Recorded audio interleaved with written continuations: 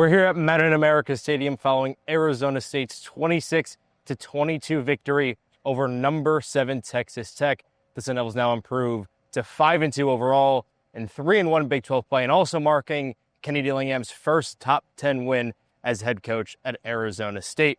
My name is Justin Lacertosa.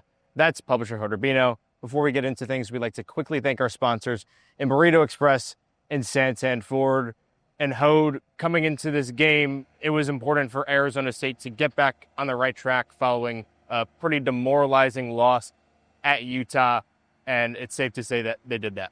Yeah, they absolutely did that, Justin. We talked about these two games against Utah and against Texas Tech really being a crossroads for ASU.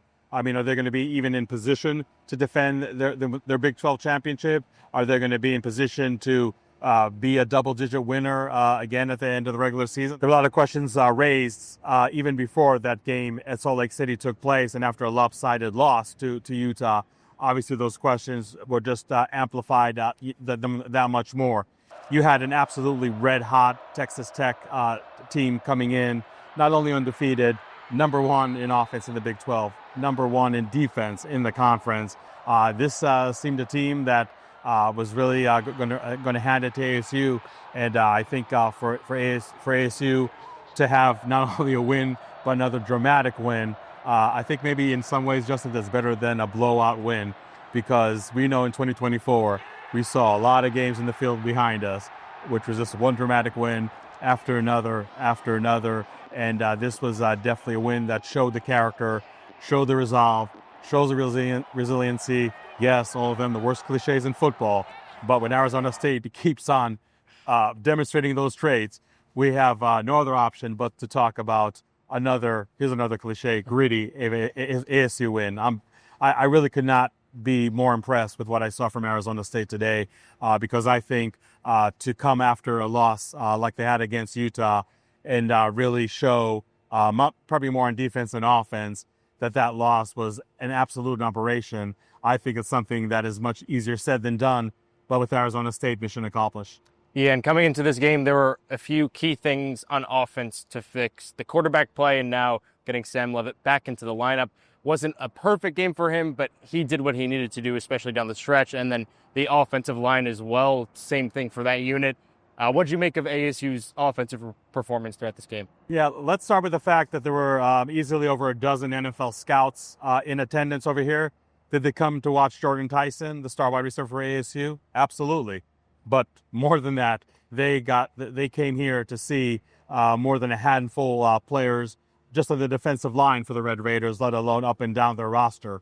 And first of all, I'll talk about the offensive line. And I was very, very leery about what kind of a unit we're going to see. They were basically having the third-team center, Wakapule, start in that position. With Jimito Obigbo, who's had a really rough season so far, has played somewhat better, maybe even his best game this year, I think. You still had Jalen Clem rotating with Josh Atkins at left tackle, so I think this offensive line held up pretty well. Sure, I mean, Sam Leavitt was sacked 4 times, but I think a lot of those sacks came earlier in the game, and down the stretch, we just saw this offensive line really holding its own. Keep in mind, this is a Texas Tech defense that averaged 12 points and 256 yards. Sam Leavitt alone passed for 319 yards, completing 60% of his passes, had 1 passing touchdown, did not have any turnovers. We questioned what kind of mobility Sam Leavitt was going to show with that right foot injury, and I thought his mobility was just fine. Not the dynamic Sam Leavitt we saw just a few weeks ago, but when he had to make plays with his feet, he's absolutely able to do it. You know, the fact that ASU wins a game only rushing the ball 75 yards, I think, is really impressive.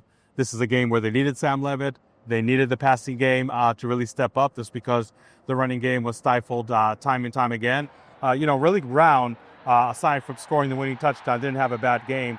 Had 19 carries for 69 yards. But overall, ASU was not able to generate a lot on the ground. Sam Leavitt not only passed the ball really well, I thought he really was dealing to several different receivers. Jaron Hamilton had over 100 yards receiving. That's a great sign for somebody who really should be the clear-cut number 2, wide receiver on this team.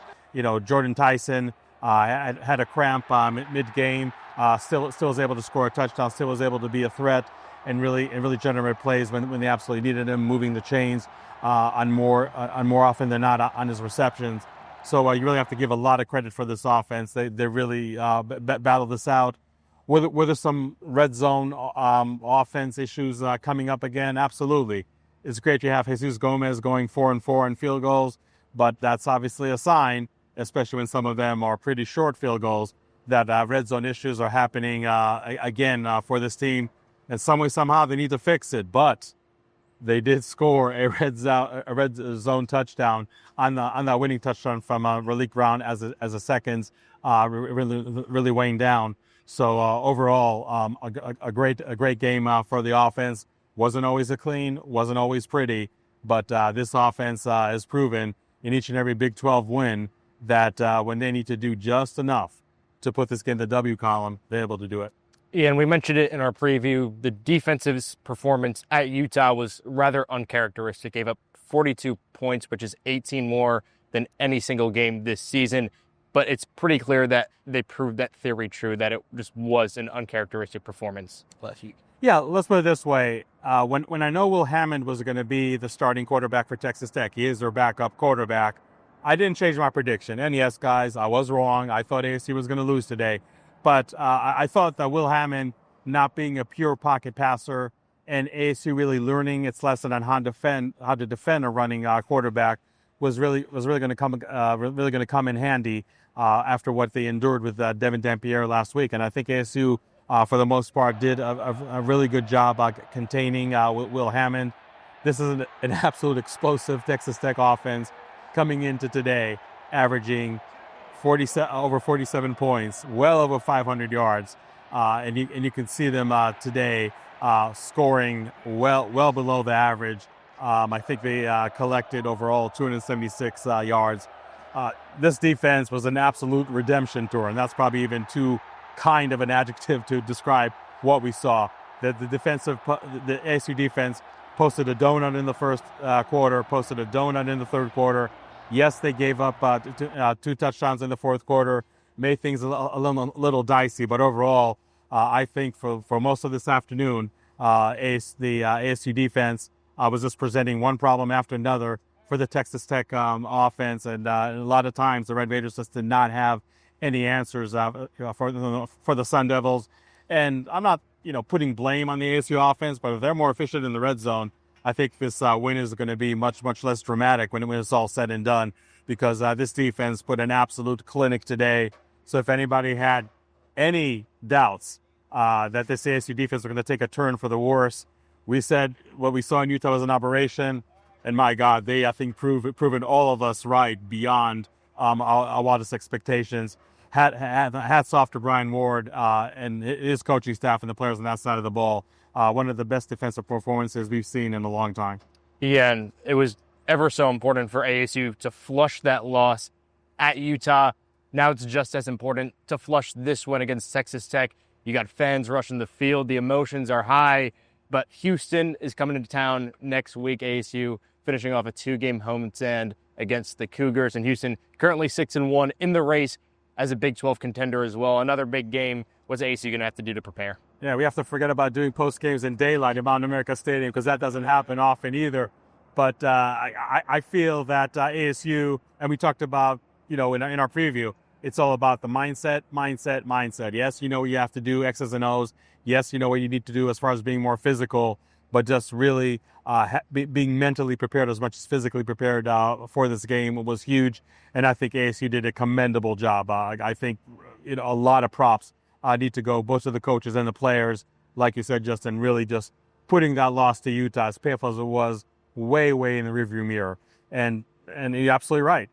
This is a win that ASU is going to celebrate, for many hours. Again, that's one of the benefits of having a 1 o'clock kickoff. You get to celebrate a little more this evening, but starting tomorrow, they really have to forget about that. Houston is no joke. Yes, they won in their own dramatic fashion against Arizona. I know you guys are shedding tears, even hearing that. But a walk-off field goal by Houston did have them prevail over the Wildcats. So the Cougars definitely know a thing or two also about winning in dramatic fashion. But this is, in my opinion, one of the surprise teams of the Big 12, maybe the most surprising team. So ASU, in my eyes, especially on offense, is going to have to play better than they did today to beat Houston. So again, mental preparation is going to be pivotal for this upcoming game. Like I always say, I think it's much easier to fix mistakes after a win versus after a loss. And ASU has one hell of a win to go ahead and try to correct all the shortcomings that we saw today. And a lot of shortcomings. I'll be remiss if I didn't talk about special teams. The Red Raiders had, I think, something like over 130 return yards. Sure, you talk about Jesus Gomez having a good game, but, Cannon Floyd only averaged 39.2 yards on his punts. Again, ASU allowed a lot of return yards, which really put the defense in positions that I feel, quite frankly, they didn't even deserve to be put in, because they really played their hearts out.